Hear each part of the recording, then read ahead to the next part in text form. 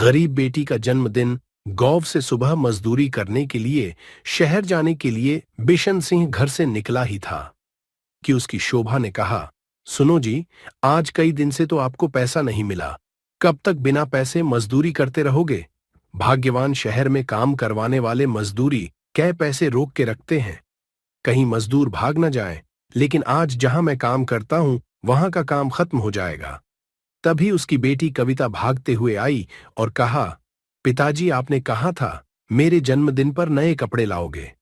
आज मेरा जन्मदिन है, मुझे नई फ्रॉक चाहिए। सुनो, आज मजदूरी मिल जाए तो इसके लिए फ्रॉक ले आना। ठीक है बेटा, आज मैं फ्रॉक लेकर आऊंगा और साथ में मिठाई भी। शाम को तेरा जन्मदिन मनाएंगे। बिशन सिंह जल्दी जल्दी चलते हुए शहर पहुंच गया। आज वह पूरी मेहनत से काम कर रहा था। मालिक सुबह काम समझा कर चले गए। थोड़ी देर बाद मालकिन आ गई। आज शाम तक सारा काम समेट देना, कुछ बचना नहीं चाहिए। मालकिन, आप चिंता मत करो, आज शाम से पहले ही सारा काम खत्म हो जाएगा। बिशन जल्दी जल्दी काम में लग गया। मिस्त्री के साथ उसने लगकर काम करवाया, क्योंकि वह सोच रहा था कि जल्दी से घर पहुंच जाए। उससे पहले उसे बाजार से कपड़े और मिठाई भी खरीदनी थी। दोपहर को मालिक काम देखने आए। बिशन, तुमने कुछ खाया या काम ही कर रहे हो? अपनी हालत देखो क्या हो रहा है। वो मालिक, मैं सोच रहा था आज जल्दी काम निपटा लूं तो घर जल्दी पहुंच आऊंगा। मालिक अपने नौकर से कहकर उसे खाना खिलवाते हैं। जब बिशन खाना खा रहा था तभी मालकिन आई और बोली, काम छोड़कर खाने बैठ गया, काम कब करेगा? तभी मालिक बोले, उसे मैंने खाना दिया है, कुछ तो तरस खाओ। इस पर सुबह से भूखे पेट खड़ी मेहनत कर रहा है। बिशन, खाना खाकर कुछ देर आराम कर ले, फिर काम करना। बिशन ने जल्दी से खाना खाया और आराम करे बगैर काम पर लग गया। मालिक कुछ देर बाद चले गए। शाम को जब वह हाथ धो रहा था तभी मालकिन आ गई। अरे, इतना काम पड़ा, ये कौन करेगा? तुम्हें तो बस हाथ धोने की पड़ती है।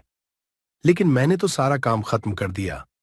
वह देख, ये लकड़ी बची है, इन्हें छत पर पहुंचाना है, यहां सारी सफाई करनी है। घर को पहले की तरह साफ करके फिर जाना। बिशन मन मारकर काम में लग गया। उसे चिंता थी कि अंधेरा होते ही बाजार की दुकानें बंद हो जाएंगी, कपड़े और मिठाई कैसे खरीदेगा। बिशन जैसे ही काम निबटाता, मालकिन उसे दूसरा काम बता देती। किसी तरह बिशन ने सारे काम निबटाए। मालकिन ने उसका हिसाब कर पैसे दिए। बिशन जल्दी से पैसे लेकर बाजार की तरफ दौड़ा पड़ा। उसने पैसे गिने भी नहीं, मुट्ठी में पैसे लेकर वह जंगल के रास्ते शहर की ओर दौड़ रहा था। इधर सूरज भी उसे चमका देकर छिपना चाहता था। धीरे धीरे अंधेरा बढ़ने लगा। बिशन की सांस फूल रही थी, फिर भी वह दौड़ रहा था। तभी उसे ठोकर लगी और वह गिर गया। उसकी कोहनी से खून बहने लगा। इसी बीच उसकी मुट्ठी खुल गई और सारे पैसे गिर गए। बिशन अपनी चोट भूलकर मिट्टी में पैसे ढूंढने लगा, लेकिन सिवा धूल के उसके हाथ कुछ नहीं आया। कुछ सिक्के ही ढूंढ पाया था वह उठ खड़ा हुआ और रोता हुए बाजार पहुंच गया। वहां रोशनी में जाकर देखा, उसके हाथ चंद सिक्के ही बचे थे, जिनसे न फ्रॉक आती न मिठाई। बिशन की पूरे 4 दिन की मजदूरी खो चुकी थी। अब तो घर में फौके करने पड़ेंगे। यही सोचकर वह एक बंद दुकान के बाहर बैठ गया और रोने लगा। अब तक वह जिस अंधेरे से बचना चाह रहा था, अब उसी को ओढ़कर घर जाना चाहता था, जिससे घर पहुंचकर अपनी बेटी को मुंह न दिखाना पड़े। जब उसकी बेटी सो जाएगी तभी वह घर जाएगा, यह सोचकर बैठ गया। उसकी कोहनी में दर्द अब बढ़ गया था। तभी उसके कंधे पर किसी ने हाथ रखा।